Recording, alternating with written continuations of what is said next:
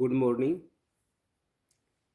अर्धवार्षिक परीक्षा 2023-24 कक्षा 10 विषय गणित जो अर्धवार्षिक में अभी पेपर हुआ है उसको सॉल्व करके हमको इसमें दिया जा रहा है। इससे पूर्व के वीडियो में 1 से 32 प्रश्न तक के प्रश्नों को हल किया है। अब इसमें 33 से और आगे से 44 तक के प्रश्नों को हल किया जाएगा। यह प्रश्न पत्र हिंदी माध्यम व अंग्रेजी माध्यम से मुद्रित है। यदि दोनों माध्यमों से किसी प्रकार की कोई भिन्नता पाई जाती है तो हिंदी माध्यम का प्रश्न पत्र सही माना जाए। समय 3.25 घंटे का है और पूर्णांक 70 का है। अब हम इसमें 33 प्रश्न से चालू करते हैं। 33 अपना प्रश्न है, 8 के प्रथम 15 गुणजों का योग ज्ञात कीजिए। प्रश्न 33, 8 के प्रथम 15 गुणजों का योग ज्ञात कीजिए। 8 8 2 16 8 3 24 8 4 32 8 5 40 इस प्रकार से 15 गुणजों का। तो प्रथम पद तो हो गया अपना 8, सार्वंतर हो गया 16 में से 8 घटाए तो 8 का, और n हो गया कितने पदों तक? 15 पदों तक।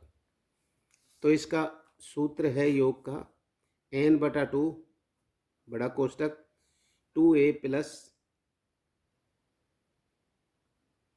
छोटा कोष्टक n-1 छोटा कोष्टक बंद d बड़ा कोष्टक बंद। 15/2 n का लिख दिया 15/2 बड़ा कोष्टक 2 एक ही जगह 8 लिख दिया। ये a है अपना प्रथम पद a, 8 प्लस एक ही जगह n की जगह 15 लिख दिया, 15 माइनस 1 d की जगह 8 लिख दिया अंतर का।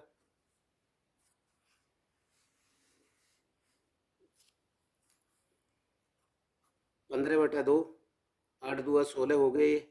कोष्टक चालू 16 प्लस 15 में से 1 गए तो 14 गुना 8। अब इनको गुणा कर देंगे। 15/2 बड़ा कोष्टक ये 16 हैं, ये प्लस हो गया 14 गुना 8 14 8 112 ये हो गए 112 और 16 मिलकर हो गए 128, अर्थात 15/2 128। 2 से 128 को काट दिया अर्थात 64 बच गए। 64 का 15 से गुणा किया, ये 996 आंसर आ गया। ये अर्थात 8 से 15 प्रथम 15 गुणजों का योग कितना हो जाएगा? 960।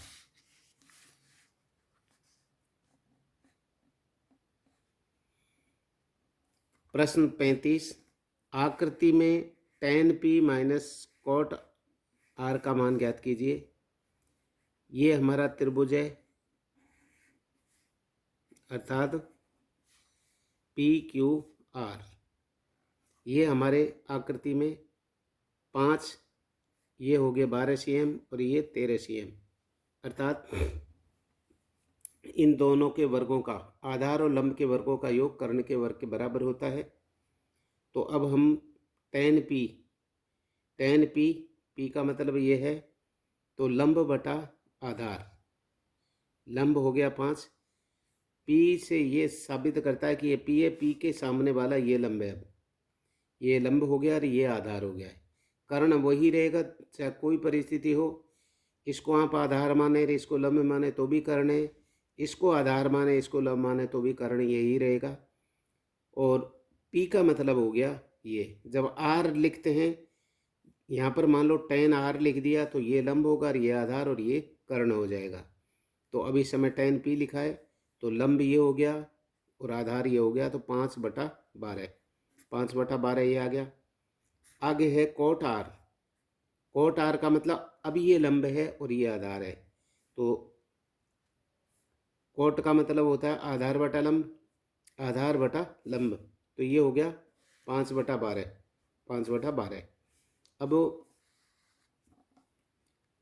tan p minus cot p, तो 5/12 माइनस 5/12 बराबर 0। ये अपना आंसर हो गया।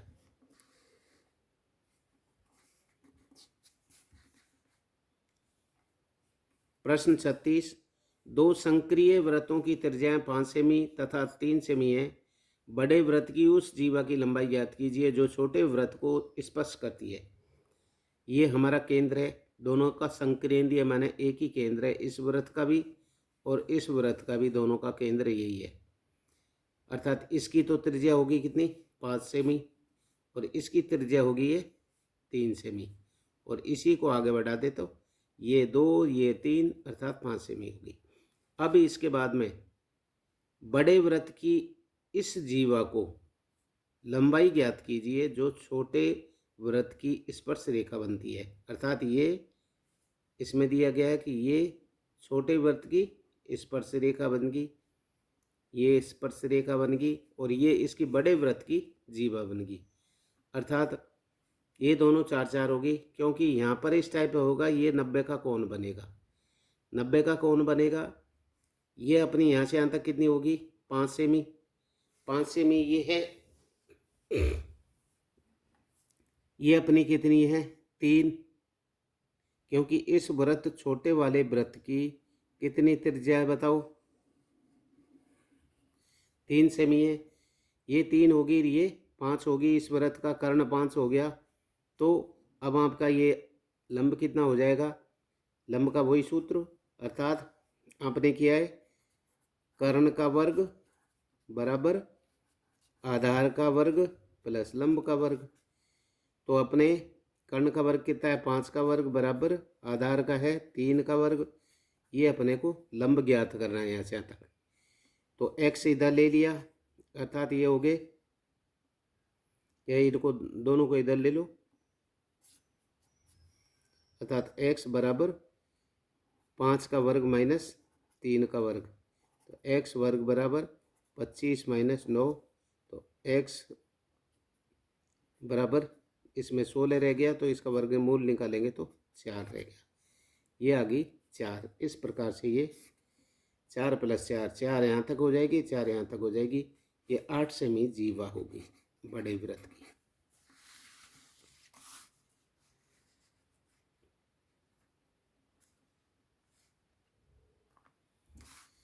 प्रश्न 37, त्रिज्या 12 सेमी वाले एक वृत्त का, ये 12 सेमी का आपका वृत्त है, वृत्त की कोई जीवा केंद्र पर 120 का कोण बनाती है। अर्थात ये 120 का ये त्रिज्या है, यहाँ 120 का कोण बनाते हुए ये जीव अंतरित कोण करती है, ये 120 का हो गया। संगत वृत्त खंड का क्षेत्रफल ज्ञात कीजिए। अर्थात वृत्त का क्षेत्रफल का सूत्र है पाई आर वर्ग,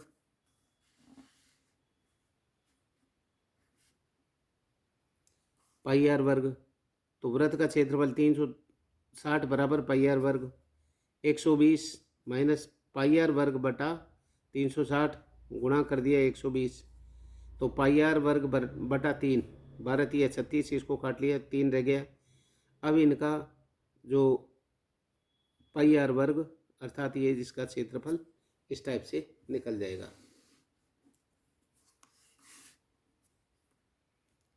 अड़तीस, एक समचतुर्भुज का क्षेत्रफल ज्ञात कीजिए जिसके शीर्ष इसी क्रम में 3 0 4 5 -1 4 और -2 -1 है।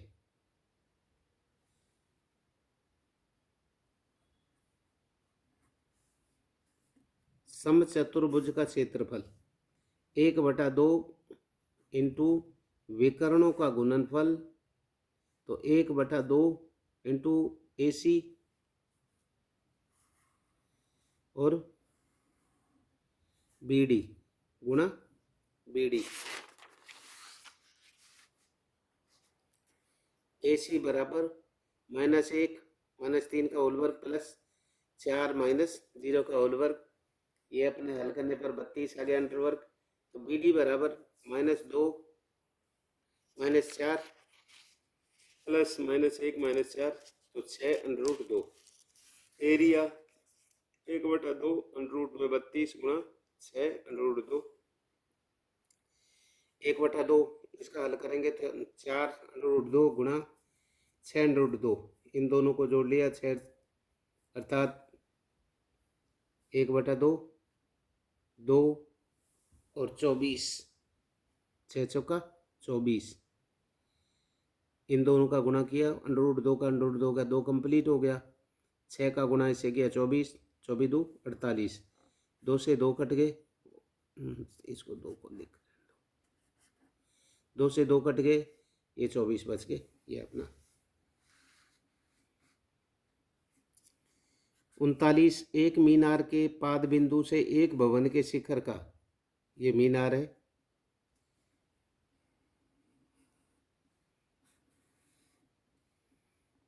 पाद बिंदु का उन्नयन कोण 30 का बनता है। ये उन्नयन कोण अर्थात ये हो गया 30 का है। और भवन पाद बिंदु से मीनार के शिखर का उन्नयन कोण 60 का है। यहाँ से वो करें तो ये 60 का है। यदि मीनार 50 से मीनार ऊंची है, 50 मीटर ऊंची है, ये मीटर होगा cm, तो भवन की ऊंचाई ज्ञात कीजिए। भवन की ऊंचाई अर्थात अब इसमें त्रिभुज ABD अर्थात ये इस त्रिभुज में tan 60 अर्थात इसका हो जाएगा tan 60 का लंब बटे ये हो गया x, यहाँ हो गए √3 बराबर 50/x, x बराबर x यहाँ ले लिया तो 50/√3। अब इसको त्रिभुज BDC अर्थात त्रिभुज BDC, इस त्रिभुज में क्या है, tan 30 y/x अर्थात y इसकी लंब ये है और x y/x, तो इसकी हमको जानकारी कर लेंगे। y/x 1/√3, tan 30 का मान हो गया 1/√3 बराबर y/x का मान हमारा पीछे दिया हुआ है, ये रहा y/50। अब इसको y को इधर रख लिया तो y गुणा √3, अब √3 कंप्लीट 3 हो गए और y का गुणा 1 से किया तो y 50/13, ये आंसर हो गया। 40, एक ठोस अर्धगोले पर खड़े एक शंकु के आकार का, ये ठोस अर्धगोला है अपना,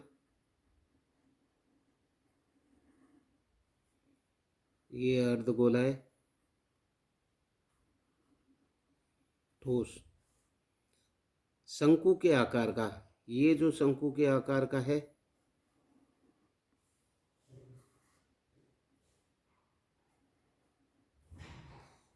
शंकु के आकार का है, जिसकी त्रिज्याएं 1 सेमी है, अर्थात ये 1 सेमी है यहाँ से अंत, तथा शंकु की ऊंचाई उसकी त्रिज्या के बराबर है।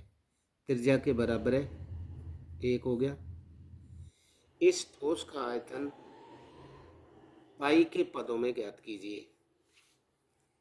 ठोस का आयतन, इसका सूत्र है शंकु का आयतन प्लस अर्धगोले का आयतन, अर्थात इस शंकु का आयतन प्लस अर्धगोले का आयतन, ये दोनों है। ये शंकु है, इसका भी आयतन निकालना पड़ेगा, और ये अर्धगोला है, इसका भी आयतन निकालना पड़ेगा। ये शंकु का आयतन अर्थात 1/3 पाई r वर्ग h प्लस 2/3 पाई r बार की 3 बराबर 1/3 पाई 1 का वर्ग, क्योंकि इसकी r कितनी है 1, अर्थात इसकी त्रिज्या यहाँ 1 दिखा रखी है। 1 फिर गुणा हाइट कितनी है 1 प्लस ये प्लस है 2/3 पाई, फिर 1 की पावर है 3। अब इनको किया 1/3 पाई और इसको हल किया तो 1 का गुणा 1 अर्थात 1 ही आ गया, इसमें ही आ गया, प्लस 2/3 और यहाँ पाई रह गया, एक का मान 1 हो गया। अब इन दोनों में से पाई कॉमन आ गया और ये हो गए, अर्थात 2 का 1 जोड़ा 3/3, ये कट गए तो 1, अर्थात पाई cm वर्ग इसका आयतन हो गया। ठोस आयतन के पाई पदों का ज्ञात कीजिए, वो हो गया पाई cm वर्ग हो गया इसका आयतन। 41, 5 वर्ष बाद जैकब की आयु उसके पुत्र की आयु की 3 गुनी हो जाएगी। 5 वर्ष पूर्व जैकब की आयु उसके पुत्र की आयु की 7 गुनी थी। उसकी वर्तमान आयु ज्ञात कीजिए। देखो, माना जैकब की आयु है x, उसके पुत्र की आयु है y। अब प्रश्न के अनुसार, अर्थात 3 वर्ष उसके पुत्र की आयु कितने, 5 वर्ष बाद। 5 वर्ष बाद है तो दोनों के देखिए, ये तो पुत्र के 5 जुड़ गए, ये पिता के भी 5 जुड़ गए, ठीक है। 5 वर्ष बाद जैकब की आयु पुत्र की आयु की 3 गुनी हो जाएगी, अर्थात पुत्र की आयु की 3 गुनी। तो यहाँ 3 से ये गुणा कर दिया, ये पुत्र की, अर्थात यहाँ 3 का गुणा कर दिया तो ये होगी। अब दूसरी देखो, 5 वर्ष पूर्व, 5 वर्ष पूर्व है तो दोनों में से 5 साल कम कर दो। 5 वर्ष पूर्व जैकब की आयु उसके पुत्र की आयु की 7 गुनी हो जाएगी, तो यहाँ 7 से गुणा कर दिया। तो अब इनका x + 5, अर्थात इनको घटा दिया, ये कर दिया, ये प्लस हो गए तो ये कट गए, x + 5। इधर देखो 3y, अर्थात -7y है, और ये 3y है। इधर हो गए, ये क्या -5 है, ये कट गए, कि ये -5 है, ये +5 है, ये कट गए, तो 7y में से ये माइनस के 3y, तो x + 5 बराबर y 3y + 5, अर्थात इनको इधर ले लिया, x - 3y बराबर, इसको इधर ले लिया तो -10 बराबर ये तीसरा समीकरण। फ्रॉम दो समीकरण से, इस 2 समीकरण से x - 5 7y -7 × 5 = 35। तो ये देखो x माइनस, इसको इधर पक्षांतर करके ले आए तो माइनस का हो गया, और इसको देखो माइनस के 5 हैं, इसको इधर लाए तो प्लस के 5 हो गए, प्लस के 35 में से माइनस के 5 गए तो प्लस के 30 रह गए, बराबर 0। ये चौथा समीकरण। समीकरण 3 और 4 इन दोनों से बात करो, इन दोनों से बात करते हैं तो तीसरा समीकरण है अपना x - 3y -10, ये तीसरा है, और x - 7y, अर्थात x - 7y + 30, x - 7y + 30 ये चौथा है। अब इनको यहाँ घटाया, चिन्ह बदल लिया, ये प्लस हो गया, ये माइनस हो गया, तो ये कट गए, ये प्लस के 7 हैं, ये माइनस के 3 है, तो 4 प्लस के रह गए, ये माइनस के 30 और 10 तो माइनस के 40 हो गए। अब वो ये प्लस माइनस के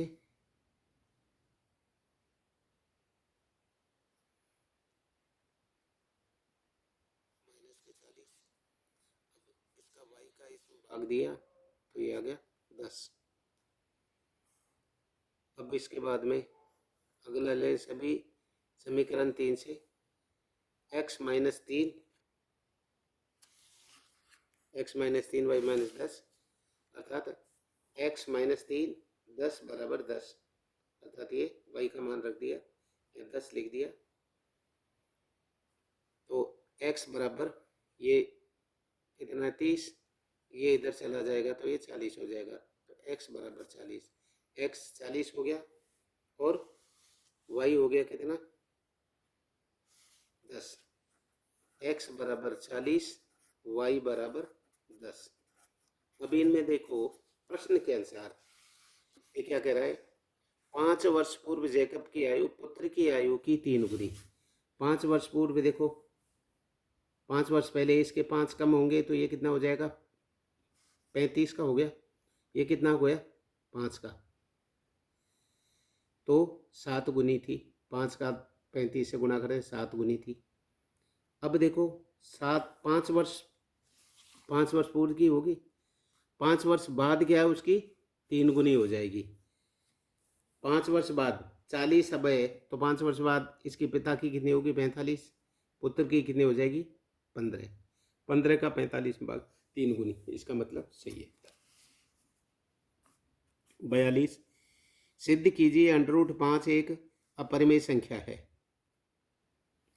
माना √5 एक अपरिमेय संख्या है, अर्थात हम ऐसे दो पूर्णांक a और कोष्टक b बराबर नहीं है 0 के प्राप्त कर सकते हैं कि √5 बराबर a/b, √5b बराबर a, तो b वर्ग 5 b वर्ग बराबर a वर्ग, इनको वर्ग किया तो ये कंप्लीट 5 बन गया, ये b वर्ग हो गए और ये वर्ग हो गए। अतः a वर्ग 5 से विभाजित है, इसलिए प्रमेय से 5a को भी विभाजित करेगा। अतः हम a बराबर 5c लिख सकते हैं, जहाँ c एक पूर्णांक है। a के इस मान को 5b वर्ग बराबर a में प्रतिस्थापित करने पर हमें प्राप्त होता है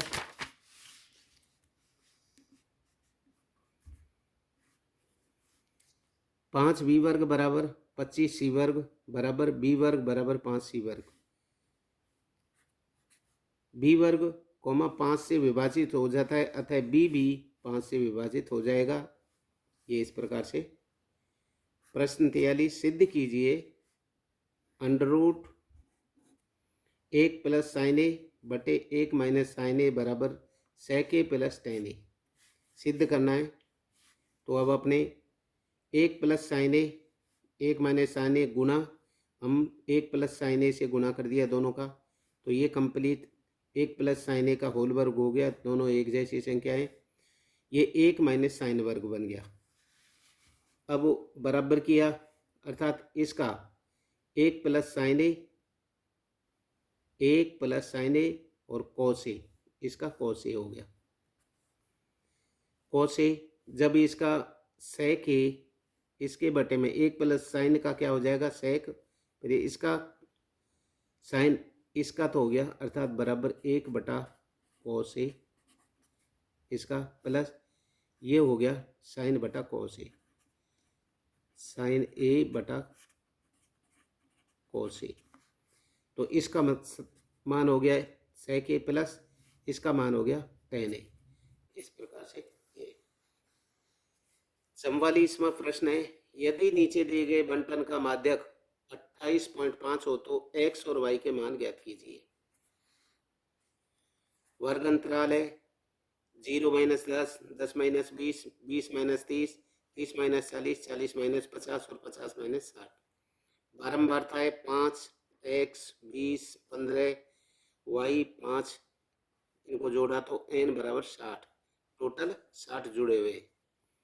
CF संचय बारंबारता ज्ञात की, 5 + x हो गया क्योंकि अलग अलग जुड़ेगा। 5 को 20 में जोड़ा तो 25 + x, 25 प्लस ये जोड़े तो 40 + x, फिर 40 इसको जोड़ा तो 40 + x + y, और 40 5 जोड़े तो 45 + x y। तो x + y + 45 बराबर कितने दे रखे हैं हमको, 60। 60 x + y बराबर 60 है, 45 इधर गया माइनस के, तो x + y बराबर 15 बचे। ये हमारा पहला समीकरण आ गया। अब n/2 क्या है हमारा, n है 60, तो 60/2 बराबर 30 है। अभी माध्यक का सूत्र है जो हमने अलग उसमें हल कर रखा है, अर्थात माध्यक वर्ग है हमारा 20 30,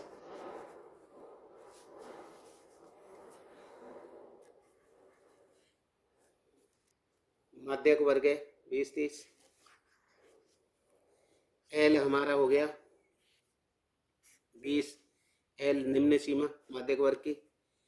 एफ हमारा हो गया अर्थात 20।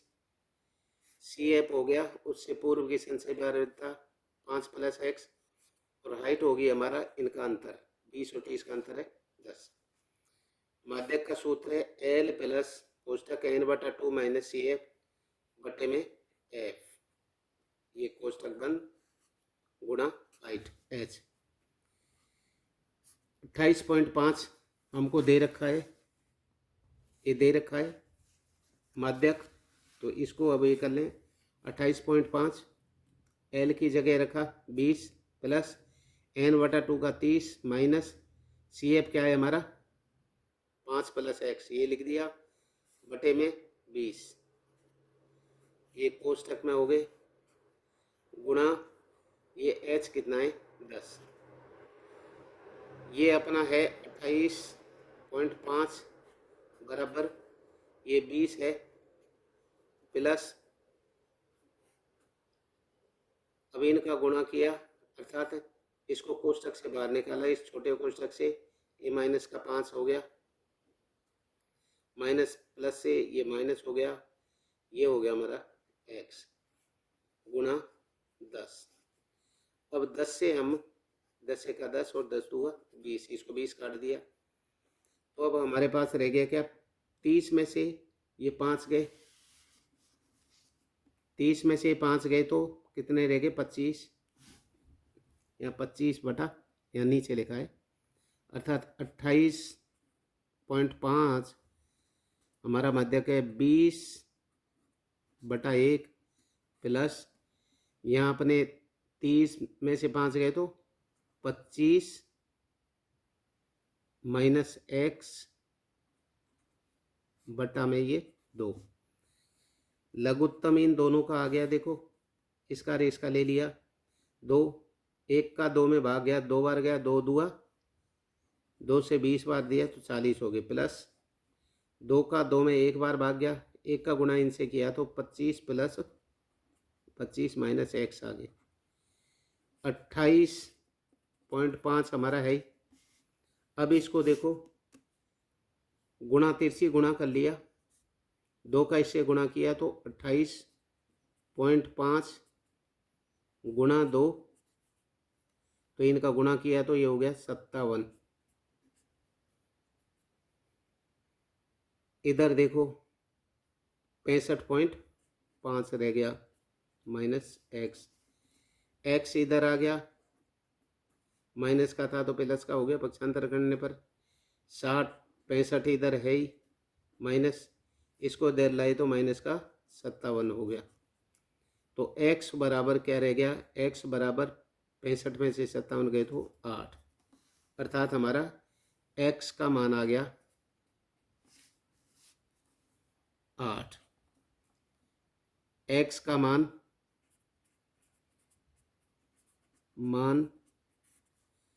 समीकरण में रखने पर तो x 8 है, 8 रख दिया प्लस y बराबर 15, y बराबर 15 तो इधर है ही, x को इधर लाए तो माइनस का 8 हो गया, y बराबर 15 में से 8 गए तो 7, तो x बराबर तो 8 और y बराबर आ गया 7, ये हमारा आंसर हो गया। ये हमारा जो पूछा था ने कि माध्यक 28 हो तो x और y का मान ज्ञात कीजिए, तो x का आ गया 8 और y का आ गया 7। ये हमने अपना अर्धवार्षिक का जो पेपर है ये हल किया, सभी को हल करके आप लोगों तक प्रयास किया कि इनको समझे, क्योंकि ये सारे इम्पोर्टेंट प्रश्न हैं। ये प्रश्न बोर्ड के माध्यमिक शिक्षा बोर्ड अजमेर की परीक्षा में आ सकते हैं, क्योंकि संपूर्ण पाठ्यक्रम से लिए गए, तो आप इन सभी को मेरे इस वीडियो से अपनी कॉपी में लिखें, देख देख कर लिखें, लिखने से आपके समझ में आएगी। कोई दिक्कत हो तो मेरे से स्कूल में पूछ लें। या कोई बात हो तो उसमें डाल दें, मैं उसको हल करके आपको डाल दूंगा। और आप इसको बोर्ड की तैयारी को लेकर के इसके बाद में मैं वर्कशीटें चालू करूंगा। आप प्रतिदिन मेरे चैनल को देखें और जो भी है उसको अपनी कॉपी में, अंग्रेजी का है अंग्रेजी की कॉपी में लिखें। मैं विज्ञान का भी आपको हमारे क्लास टीचर महोदया रूपाली सोनगरा से कंसल्ट करके, और मैं आपको साइंस के वर्कबुक, इंग्लिश की वर्कबुक जितेंद्र जी डगला साहब से कंसल्ट करके, और मैं सारी ये आपको इसमें उपलब्ध कराऊंगा। आप इसको लाइक करें, शेयर करें और हल करें। Thank you.